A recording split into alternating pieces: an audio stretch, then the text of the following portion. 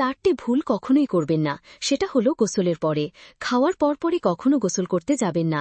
খাওয়ার পরপর গোসল করলে আমাদের পাকস্থলীতে যে সার্কুলেশনটা বডির অন্যান্য পার্টে বেড়ে যায়, যার কারণে হজমের সমস্যা হয় এবং আপনার গ্যাস্ট্রিকের প্রবলেম এবং আরও কয়েক ধরনের সমস্যা তৈরি হতে পারে। গোসলের সময় ঘন ঘন শ্যাম্পু করা যাবে না, কারণ ঘন ঘন শ্যাম্পু করলে আমাদের মাথার যে রুক্ষতা সেটা বাড়তে থাকে এবং আমাদের চুল পড়ার সমস্যা হয়। শুধু তাই নয়, মাথাতে অটোমেটিক কিছু গুরুত্বপূর্ণ তেল তৈরি হয় যেটা আমাদের মাথার চুলের জন্য অনেক বেশি উপকারী। সেই তেলগুলো নষ্ট হয়ে যায় এবং আমাদের চুল পড়ার সমস্যা অনেক অংশে বেড়ে যায়। সপ্তাহে 2 দিন শ্যাম্পু করা যাবে, 2 দিনের বেশি কোনোভাবেই শ্যাম্পু করা যাবে না। অতিরিক্ত গরম পানিতে গোসল করা যাবে না।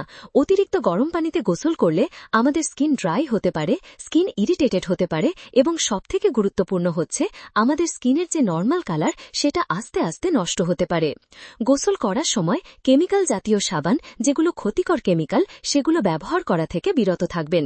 সব সময় খেয়াল করবেন আপনার সাবান প্যারাবেন এবং সালফেট ফ্রি যেন হয়, সেক্ষেত্রে এটা আপনার দেহের জন্য অনেক বেশি উপকারী।